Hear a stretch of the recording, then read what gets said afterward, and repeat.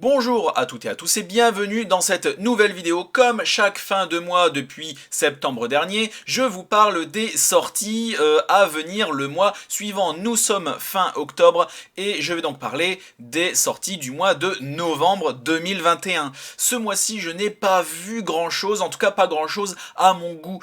Par rapport à d'habitude, il y a beaucoup plus de mangas qui sortent vraiment de tous les types, du très connu au totalement inconnu, enfin totalement inconnu pour moi.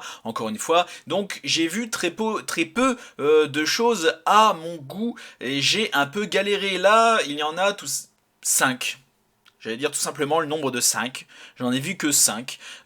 Encore une fois, mon critère, c'est le livre qui me fait dire, quand je le vois un peu le synopsis, la couverture, tout ça, qui me fait dire... Ah, voilà, c'est le minimum. Il faut que ça m'intrigue un minimum et que je me dise ah ça a pas l'air mal. Pas que je vais le lire forcément, il y a même de grandes chances que je ne les lise pas. D'ailleurs les deux tiers des livres que je mets dans ma sélection d'habitude, je ne les lis pas. Je dois en lire un ou deux à chaque fois dans toute ma sélection chaque mois. Mais c'est tout. Donc là j'en ai trouvé que 5 vraiment. Donc... Commençons par le début. Le premier, c'est Lola doit mourir de notre fameux e-pensée national. Et donc, c'est son deuxième roman, si je ne dis pas de bêtises. Le premier, je ne l'ai pas lu, mais c'est prévu. Et comme à chaque lecture, je vais en faire une vidéo, évidemment, parce qu'après tout, rien ne se perd. Comme d'habitude, je vais vous le décrire. Donc, ça sort le 3 novembre. Ça s'appelle Lola doit mourir aux éditions Flammarion. Quand le harcèlement en ligne devient l'arme d'un tueur en série redoutable. Harcelée sur les réseaux sociaux, une adolescente met fin à ses jours. Le lieutenant Marion Lambert, chargé de l'enquête, constate que ce suicide a eu lieu en direct lors d'une visioconférence et que la victime était active sur un forum censé venir en aide aux personnes fragiles. Mais qu'a-t-elle vraiment trouvé sur ce site internet? Et surtout, avec qui parlait-elle au moment de sa mort? Quelques jours plus tard, un jeune homme, également victime de harcèlement en ligne, se jette sous un train. Lui aussi était en direct, lui aussi était membre du même forum. Dès lors, les cas vont se multiplier jusqu'à ce que Lola, une camgirl, soit à son tour la cible de messages haineux. Coïncidence? Manipulation? S'il y avait derrière tous ces suicides un nouveau type de tueur qui manipule ses victimes sans même les rencontrer. Donc là, il parle certainement de choses eh bien qu'il connaît étant le youtubeur qu'on connaît, donc il pensait. Je vous invite à aller sur sa chaîne YouTube si vous ne la connaissez pas, elle est très très bien. Eh bien, il connaît bien YouTube, il connaît bien les réseaux sociaux et il connaît très bien les dangers parce que tous les youtubeurs se sont pris des shitstorms monumentales sur les réseaux sociaux. Je ne sais pas s'il s'en est prise une ou plusieurs, parce que ce n'est pas non plus le youtubeur que je suis le plus, encore moins sur les réseaux sociaux. Mais à mon avis, il a dû s'en prendre et ça doit être quelque chose, une expérience dont il a dû s'inspirer pour écrire ce roman. Un angle qui change, écrit par quelqu'un qui connaît le sujet, qui a déjà écrit un thriller qui, je ne sais pas s'il a fonctionné, en tout cas j'en ai beaucoup entendu parler, en bien comme en moins bien, mais surtout en bien, que j'ai hâte de lire. Passons à la suite, donc celui-là, limite je m'y engage, je vais l'acheter et le lire, pour la chaîne. J'ai dit ça déjà dès le mois de septembre, hein, mais ça va arriver, voilà. Mais le livre que j'ai dit, je m'y engage au mois de septembre, j'ai commencé à les faire là. Ça va arriver pour le mois de décembre. Promis, je vais rattraper mon retard. Limite, le mois de décembre, ça va être consacré qu'à ça. Donc, le deuxième est quand même un mini coup de gueule. Voilà, je suis un peu dubitatif. C'est Sherlock Holmes et le démon de Noël de James Lovegrove. J'imagine que ça se dit Lovegrove, ou pas Groove, Grove. Groove, c'est avec deux O, Lovegrove. Corrigez-moi dans les commentaires. Vous le ferez pas, mais je le dis quand même, faites-le. Et donc aux éditions, ce n'est pas marqué B, ça doit être Bragelonne, si je lis bien ce B là. Alors, c'est un peu long. Peut-être pas tout vous lire, on verra. 1890, peu avant Noël. Sherlock Holmes et John Watson reçoivent à Baker Street la visite d'une nouvelle cliente, Eve Hallertorp. fille aînée d'une dynastie prestigieuse mais quelque peu excentrique du Yorkshire, se trouve dans une profonde détresse. Elle se croit possédée par un démoniaque esprit de Noël. Eve doit hériter d'une fortune à condition d'être saine d'esprit, mais il semble que quelque chose ou quelqu'un menace son équilibre mental. Holmes et Watson partent enquêter au château de Fellscar, demeure familiale des Hallertorp. Alors j'espère que je prononce bien les noms, mais s'aperçoivent vite que l'affaire est plus complexe qu'il n'y paraît. Un autre esprit hante la famille, et lorsqu'on découvre le cadavre d'un membre de la maisonnée, le duo comprend que nul n'est au-dessus de tout soupçon. Bon, donc en soi, l'histoire est intéressante. C'est un peu, j'allais dire du déjà vu, mais tout est un peu déjà vu, je veux dire. Après, ce qui est toujours intéressant, c'est l'angle sous lequel tel sujet est porté, et c'est en ça que les histoires changent. Ici, j'ai déjà vu dans des Agatha Christie des oh là là, faites quelque chose, j'ai telle condition pour hériter, mais il y a un événement qui fait que je vais pas hériter. Cette condition, cette condition ne va pas être remplie, d'ici là, quelqu'un va m'en empêcher, blablabla. Bla bla. J'ai déjà vu ça dans des films, dans des livres. Bon, mais là, carrément, être saine d'esprit pour pouvoir hériter et que quelqu'un la rende folle, en fait, je suis curieux de voir comment le coupable va vouloir rendre Eve folle. Voilà, c'est ça la chose qui est intéressante. Et ce que je regrette, c'est que ça s'appelle Sherlock Holmes. Parce que l'histoire est bien. Voilà, l'histoire est bien, mais était-ce la peine de ressortir Sherlock Holmes? On peut faire ça à la même époque, 1890. D'ailleurs, moi-même, mon roman qui sort le mois prochain, d'ailleurs, un petit exclu, je le dirai un peu plus officiellement dans une dizaine de jours. Mais bon, là, je lâche ça comme ça, de toute façon, personne ne regardera cette vidéo.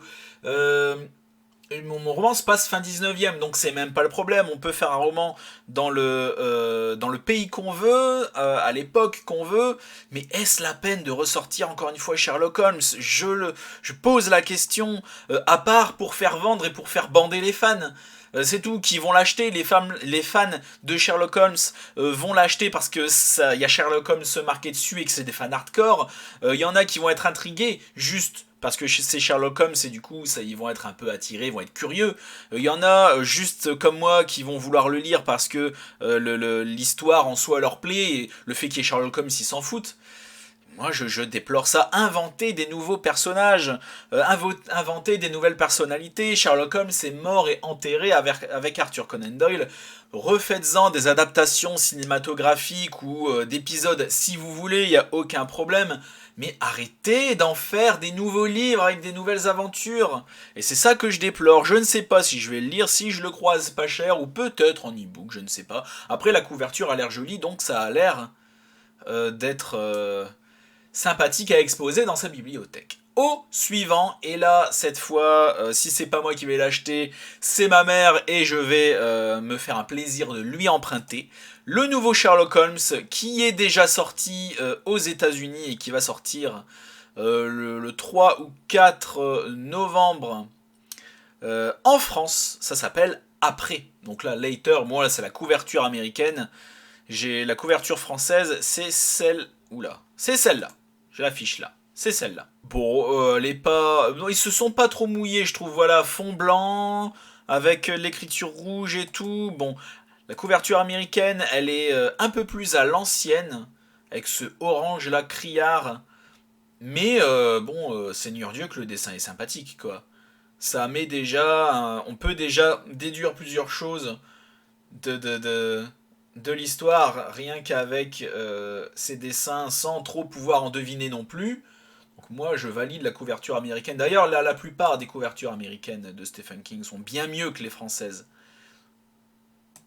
Voilà, et ça c'est dit. Donc la présentation de l'éditeur français. Okay. C'est quel éditeur d'ailleurs? Ce n'est pas marqué.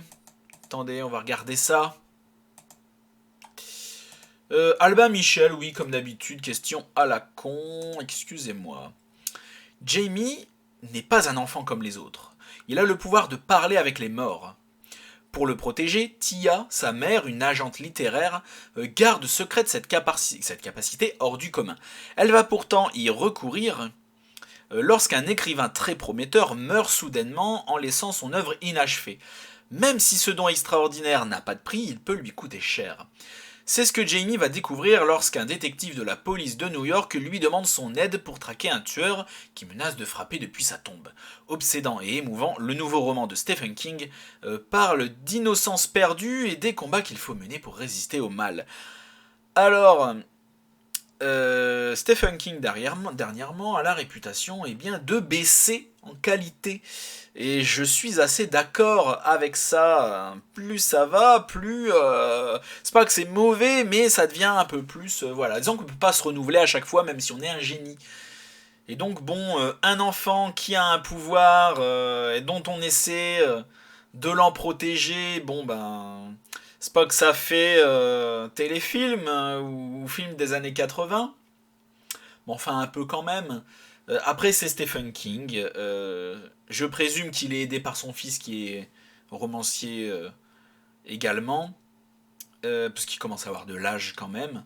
Donc évidemment que c'est intéressant, évidemment que ça va être bien écrit, mais j'ai hâte de voir où est-ce que ça va mener, parce que ça a l'air d'être somme toute classique, et la force d'un bon auteur, c'est de prendre un truc classique et de le tourner d'une façon extraordinaire qui fait que ce ne sera absolument pas classique, et j'ai hâte de voir ça. Là en ce moment je suis sur Cimetière.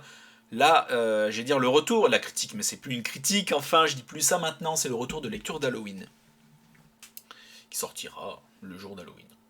On verra. Le quatrième, c'est un manga, L'Appel de Cthulhu et celui qui hantait les ténèbres. Encore une fois, une sortie manga adaptée de Lovecraft par Gu Tanabe. Je ne sais pas si c'est comme ça que ça se prononce. Comme d'habitude, aux éditions Kiyun, encore des histoires de Lovecraft adaptées par Tanabe. Chez Kiyun, j'ai chez moi la montagne des montagnes hallucinées. Je l'ai lu, c'est très bien. D'ailleurs, j'invite mon entourage à me les offrir pour Noël si vous voulez. C'est un appel du pied, il n'y a aucun problème. Si vous voulez m'offrir un truc, voilà. Bon, il n'y a pas de description. On connaît Cthulhu, celui qui hantait les ténèbres. Bon, bah moi de nom. Moi, le Lovecraft, je connais Cthulhu. Je connais la base, mais celui-là. Il me dit rien là de prime abord, ça se trouve je le connais, mais juste pas ce nom-là, pas de nom. Mais enfin voilà, j'ai pas passé 100 ans dessus. Le dernier, c'est un peu celui que j'ai pris un peu par défaut parce que j'avais pas grand-chose d'autre qui me plaisait. Du coup je me suis dit vas-y, ça a l'air pas d'être le moins pire, mais je l'aurais pas choisi si j'avais le choix. Là, bon bah j'ai pas forcément le choix, si je veux avoir un minimum... bon, de trucs, bon bah je le choisis, c'est tout, et c'est histoire que ça fasse au moins 5.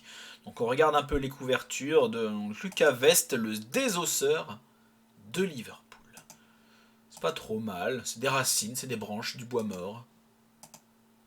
Voilà, c'est un parti pris, donc je ne connais pas. J'ai lu l'histoire mais je m'en rappelle plus.